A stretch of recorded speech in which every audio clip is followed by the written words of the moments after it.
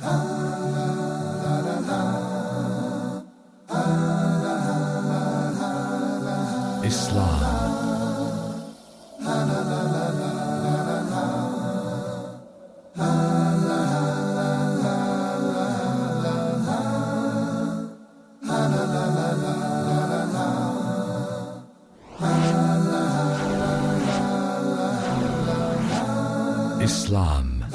101.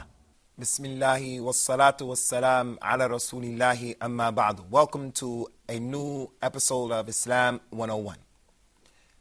I'm Abu Usamah Althahabi, your host, and we have with us here today our respected panel and students. To my right, Nick. To his right, Sardar. To my left, Brother Abu Abdullah. And next to him, Brother Yasser. Welcome, everybody, to today's guest. Today's program is actually an honor to present because we are actually feeling what the topic's all about, and we're also expressing it and manifesting it here today.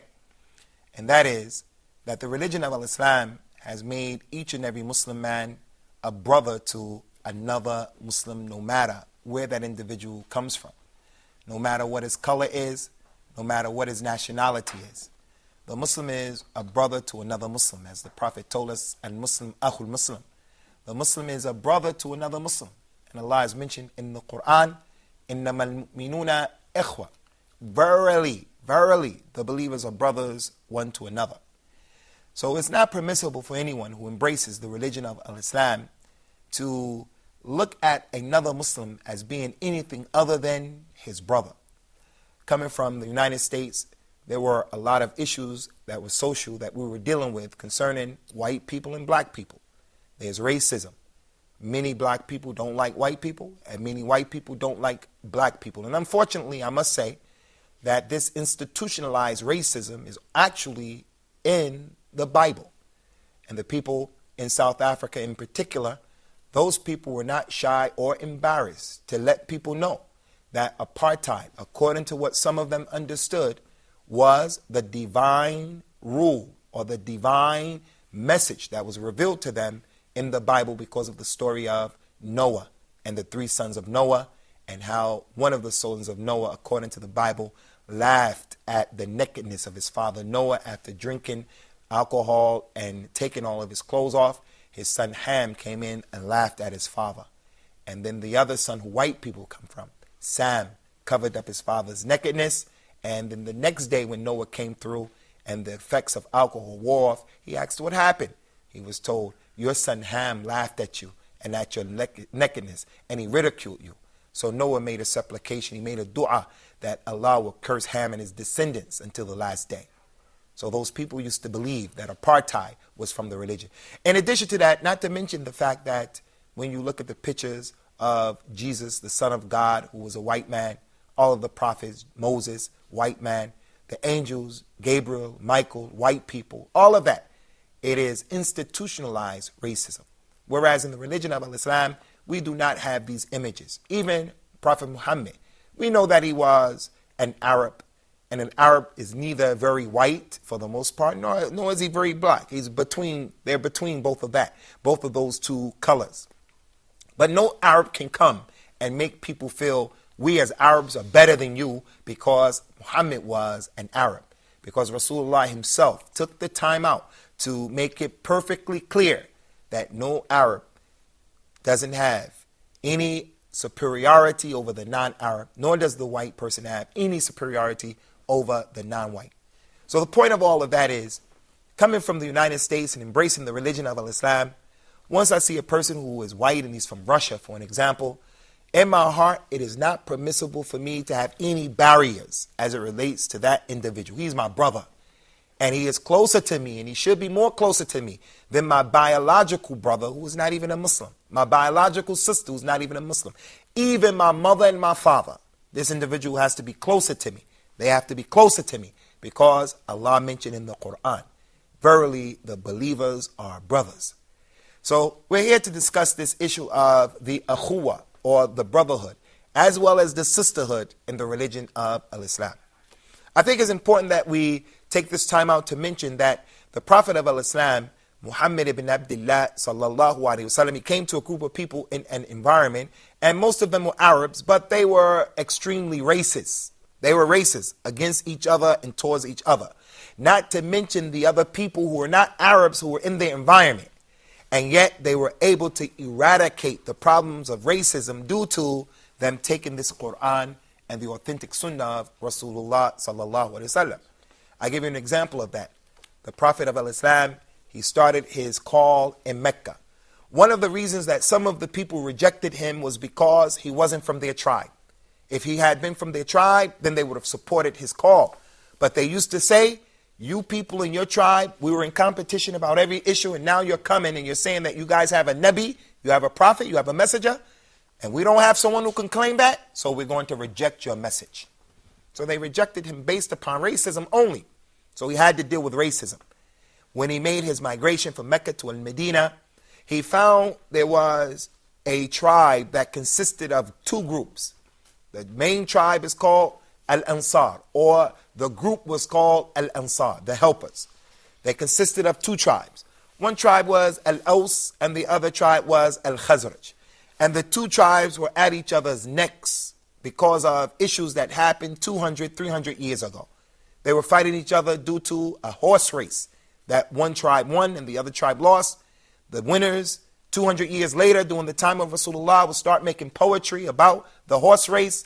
It would incite the other tribe's anger, and they would start to fight, and people would lose their lives. Another incident would take place where one man from this group married a woman from that group, and he divorced that woman 300 years ago, before Rasulullah came. They would make some poetry about our great-great-grandfather divorced your great-great-grandmother and dishonored you guys. And then it would lead to a war, and they would fight.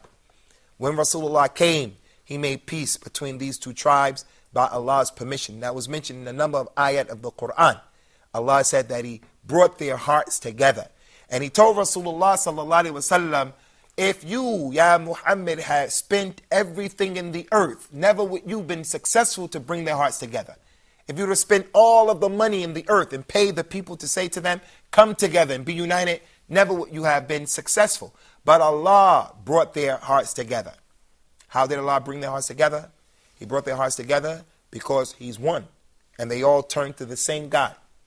They all held on to the same book. They made the same prayer. They faced the same direction of prayer. When they used to fast in the month of Ramadan, they all felt the same way, with each other and for each other. When they made the pilgrimage, they dressed the same way. They became brothers in the religion, which goes to show any Muslim or non-Muslim who's trying to unite the people on democracy, socialism, he's trying to unite the people with his group, whether it's Islamic or other than that. If you try to unite the people on other than Al-Islam, it's not going to work. Because Rasulullah, who is the best of the people, was told by Allah, you wouldn't have never been successful in bringing them together. But Allah brought them together by the religion.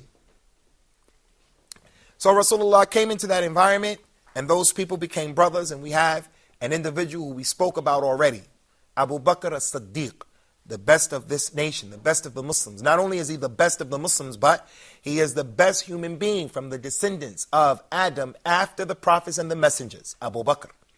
Abu Bakr was a pure Arab. His blood was not mixed with the blood of any other nation. Abu Bakr became the brother to Bilal, who was an Ethiopian. And those two became the brothers of Salman, who was from Persia. And they became the brothers to a companion by the name of Suhaib, who was brought up in Rome. And they became the brothers to even people from the Hebrew nation, Abdullah ibn Salam, and our mother, Safiya bint Huyay.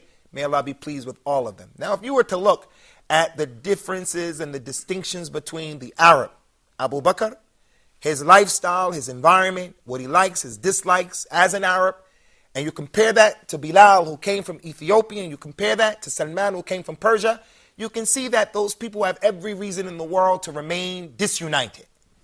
But it was the religion of Al-Islam that brought them together despite the differences that existed in their cultures and in their nations.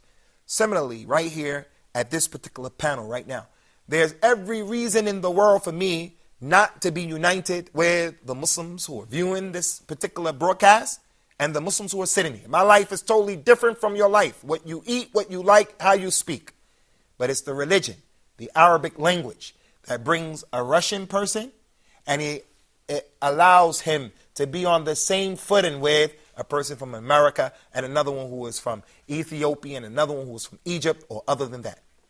With my brother Sardar being from Russia, or if you can imagine we were in China, when it's time for the salat, I may not speak a single word of Chinese, but when it's time for the prayer and the Chinese leader in the salat gets in front of me, wallahi, I don't see any. I swear by Allah, there's no difference between me praying behind him and the way I feel and the way I would feel if I was praying behind the imam or the leader in the prayer at the sacred mosque in Mecca. That's the unity of Islam. That is coming to us as a result of the Muslims holding on to their religion. But when the Muslims leave their religion, as they have left their religion, except for those people who Allah has shown his mercy upon, then we start to become people who are racist, and we start to treat people according to their caste and according to their color and according to their language. You'll find a person from the same country, for an example, from Morocco. One is a Berber and the other one is a non-Berber. They're all Moroccans, but there's racism that exists between them simply because they're separated by a number of mountains. That comes as a result of not holding on and not practicing the religion of Al-Islam. In the religion of Al-Islam, there's a hadith that I want to share with you concerning this brotherhood. The brotherhood that every Muslim has to practice. If you are a Muslim who you look at other Muslims because of their color or their sex, their profession, their mansab, and where they are in life, and you have a problem with embracing those individuals, then you need to pay attention to this particular point. And for you, Nick, we want you to focus and to tune in to the beauty of the universality of this religion of Al-Islam. The Prophet told us about the Muslims, and he said, Al-Mu'minun tatakafa'u dima'uhum. The Muslims, the believers, their blood is equal. The believers, their blood is equal. In the religion of Al-Islam, no one's blood is more sacred or more important than the next man's blood. No doubt there are different levels and different stations of the people. The mother is not like the child. The mother is not like the wife. The Muslim leader, the ruler of the Muslims, is not like the one who's a subject. So you can't treat him anyway. The Muslim who is teaching, the mudarris, the one who's teaching us, the ustad in the classroom, he's not like the student. People have different levels. The scholar in Al-Islam is not like the one who's ignorant. There are different levels, no doubt. But in terms of the sanctity of people's blood, everyone's blood is equal. So if you can indulge me for 1 minute, and you can imagine that there are a group of Muslims who are on a big ocean liner, a big ship, 2,000 people. The ship is about to sink in the water. And as it's sinking, someone says, let us throw over all of the cargo to lighten the load. So they throw all of the cargo overboard. But the boat is still sinking. Someone comes up with the bright idea and they say, okay, the death of all of us is imminent unless we start throwing people over. Someone says, let's throw overboard all of the youngsters below the age of 5 because they're going to go right to paradise. They didn't do anything of sins in their life. Let's throw them overboard. Someone else says, no, I have a child who's 5. I don't want you to throw my baby over. Let's throw everyone overboard who's above 60 or 70 because death is closer to them. Let's throw them overboard. Is this allowed in Islam or is that allowed in Islam? Neither one of them are allowed. We either live together or we die together because it's not permissible to throw either of the two groups overboard because everyone's blood on that boat is sacred. And this is a point that we have to understand. It's not permissible for a Muslim to look at another Muslim and to feel that he's better than him simply because he's an Arab or that person is a non-Arab or because he has a PhD or that individual is the leader of the Muslims. The Muslims, as it relates to their blood and the sacred nature of their blood and the sanctity, they are all equal. We'll come back, inshallah, and we're going to have the participation of the students of the panel, and we look forward to having you back in the second half of this program, inshallah. Islam 101. Ark of Noah. We're going to be mentioning the significance of the Ark of Noah. Knowledge is the essence of everything. Once you get the knowledge, then it generates the desire and the motivation, and then it brings about the action. And we're going to be discussing the state of the Ummah and the division which unfortunately has appeared in it, and the methodology of trying to arrive at the right path. Your system of knowledge or your system of motivation are hit by any of these threats, you will definitely go astray and you will be suffering from a disease in the heart. We're also going to be discussing what Allah wants from us. How can we make that? Allah gave us the revelation. So Allah subhanahu wa ta'ala is addressing first and foremost the companions. If they believe in what you have believed in, then they are guided. So the real guidance is what the Prophet ﷺ and the companions were upon. Join Sheikh Mutassim in the program Ark of Noah and discover the answers to these questions. Islam 101. Welcome back to Islam 101, where we've been discussing the issue of the Islamic Brotherhood. The Islamic Brotherhood, as we mentioned, is a part of the religion, and it's not permissible for anyone to reject it or to have a problem with it. It is from what Allah has legislated. And in addition to that, it is from the sha'air of al-Islam. And Allah has mentioned in the Quran concerning the sha'air, or the institutions of al-Islam, that whoever exalts the institutions of al-Islam, it is a proof of the taqwa, the God consciousness, the faith that he has in his heart. So we're going to open up the door now, inshallah, for the students to ask their questions. We're going to start with our right, with Nick, and then with Sardar. In previous part, you, dear Sheikh, mentioned about sheep, and you said that a very good idea that Muslims all live together or die together. Then how should we consider wars between Islamic states? Concerning the issue of Muslims warring with each other and fighting each other, I never claimed in any of the episodes that Muslims are angels or that Muslims are all practicing their religion. I never claimed that, and that would be a ludicrous claim to even make. Even during the time of the companions of Rasulullah sallallahu alaihi wasallam, there were certain misunderstandings that transpired between individuals and groups, and sometimes it led to fisticuffs and other than that. So it is natural that people misunderstand each other, and sometimes that can lead to wars. It can lead to people losing their lives. As it relates to the companions, they were quick to leave alone the issues that will cause them to fight each other due to the love of the dunya, the love of the wealth and status in the life. Never was that the case with them. If there was a war or problems that transpired between them, it was usually due to someone trying to defend the religion, and the other person is trying to defend the religion, but they had different understandings and points of views. Whereas today, as it relates to the Muslims and what's taking place today, it is a case of Muslims being engrossed and being overtaken by their love for this life, the worldly life. So they fight each other, as the people went before us used to fight each other. And Rasulullah warned us about this. It is severe stinginess, the love of wanting to stay, or your family or your group, leading and being in the position of rule. So people are fighting over chairs in the seat of leadership and rule. People are fighting because of racism. What you see in the Muslim world today, Nick, I say without any apologies, and I say to it straight, is a result of people not practicing the religion. And even when people do practice the religion, misunderstandings can take place. So Allah mentioned to us, alhamdulillah, in our religion, if two warring factions from the believers, so they're still Muslims, even though fighting another Muslim is disbelief, it's an action of disbelief. If two warring parties from the believers engage each other in the battle, then all of you, the Muslim community, should come together to make peace between them and to stop them from fighting.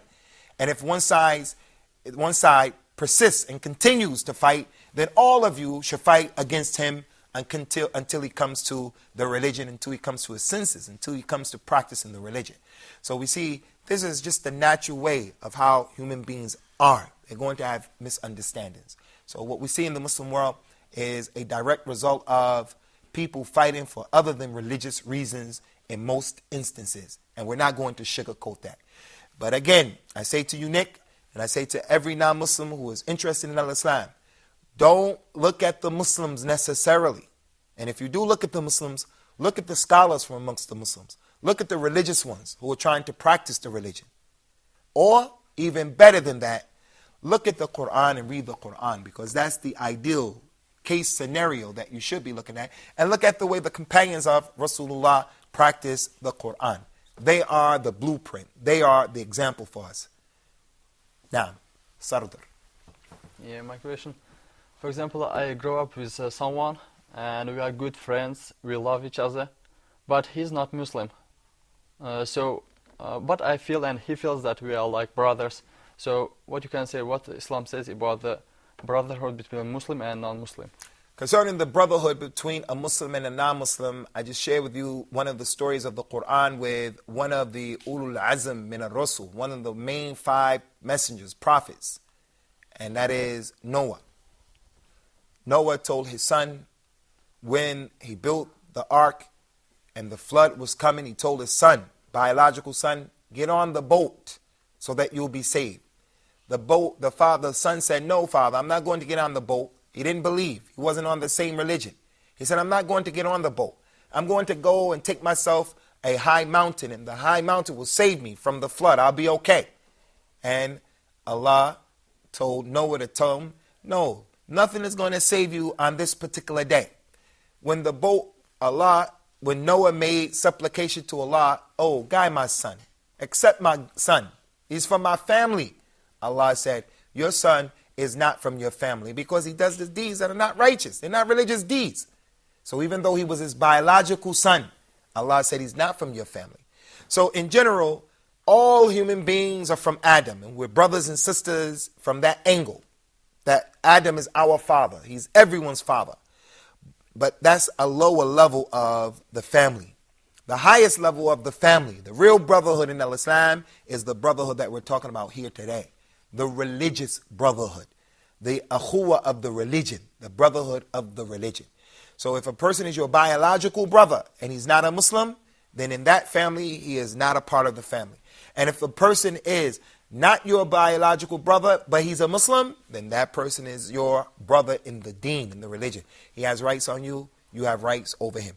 In this case scenario that you gave, that individual should not be considered to be by you. You shouldn't look at him as being your brother, because he's not your brother biologically, nor is he your brother in the religion.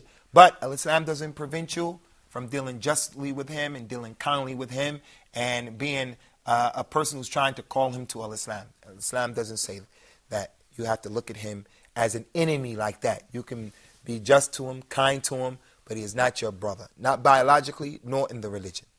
Okay, Akhi Ahmed, and then Yasser, if you have anything. Ahmed, my question is, does Zunu bad deeds affect the relation between two Muslim brothers? Concerning the sins, do they affect the relationship between brothers? Of course they do.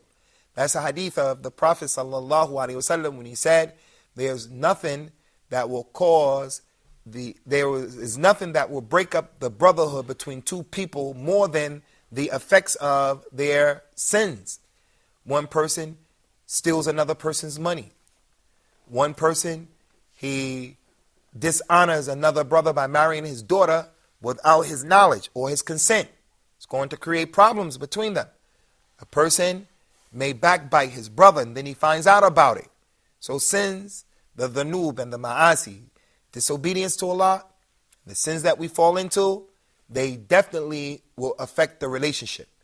People may watch this program and for some reason they know our brother Ahmed. They know him personally. And what comes into his heart is al-hasad and al-haqd. He becomes jealous and envious. And he says, why is Ahmed there? Why is Ahmed and I'm not on the show? Why didn't they call me instead of Ahmed? So when he meets Ahmed and he sees Ahmed, he doesn't want to give Ahmed any love because of the sin of jealousy and envy. So yes, this is something that will affect the brotherhood. And opposite to that, there are things that would increase the brotherhood. The Prophet told us, sallallahu alaihi wasallam, tahadu tahabu. Give gifts to one another, exchange gifts, and it will cause you to love one another. tahadu tahabu. He also was sitting in the presence of a man. Rasulullah was sitting and another man was sitting, and a man walked by, and that man said, "Oh, Messenger of Allah, you see that man?" He said, "Yes." He said, "I love that man. I love him for Allah's cause." Rasulullah said, "Did you ever tell him that?" The man said, "No." He said, "Then tell him, because when one of you tells another person that you love him, it will cause your love to endure. Your love will have an enduring effect." So in Islam, we're not a people who are afraid to express ourselves. In the month of Ramadan, the person is praying. He hears the nice recitation of the Quran. He reflects about his disobedience to Allah, and he starts to cry in public. The Imam or the Khatib who's given the Friday sermon is given an effective speech that touches the heart. It causes him to cry. He shouldn't allow the shaitan to come and say, "Hey, men don't cry." That's not true in our religion. So he starts to cry and he becomes emotional about his inability and what the sins that he's committed. So the Muslim doesn't have a problem with saying to another brother, another Muslim, a woman doesn't have a problem saying to another Muslim woman, "Hey, I love you for Allah's sake. Inni uhibbuka fillah. I love you for Allah's sake." And then that person says back to him, "May Allah, whose sake you love me for, also love you." Whereas the other religions sometimes and the other ways of life, people are encouraged not to open up and to be honest and open with people about your feelings. The father doesn't even say to the son, "I love you." He can't even hug his son. If there's going to be any of that that's going to transpire between the two people, you'll see the uncomfortability. Person comes from a long trip. He studied abroad. He studied abroad for 4 years, 8 years. He comes from the airport, and I find this amazing, an amazing manifestation of the lifestyle of the West. We have to take from the West and from all people what is beneficial. Technology, systems, being organized, all of that. But we have to leave with those people what is haram. And haram is what is dirty, and haram is what is filthy and harmful. I find it amazing doing all of the travels that I do in the airport. I met a guy, he had been studying for 8 years abroad.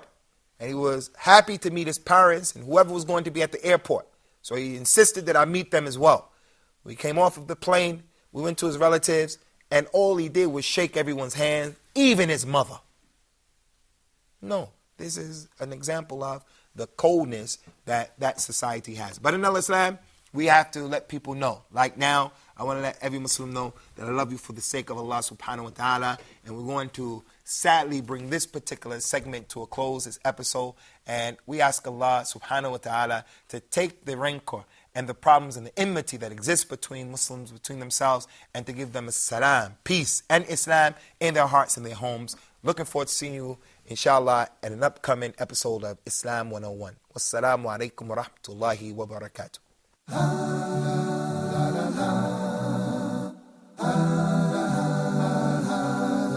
Islam.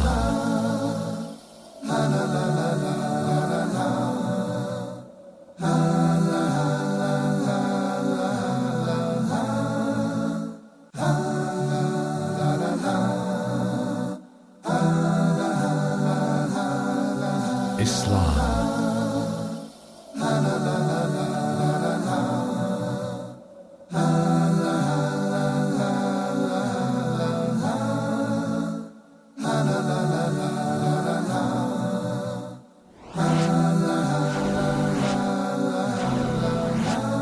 Islam.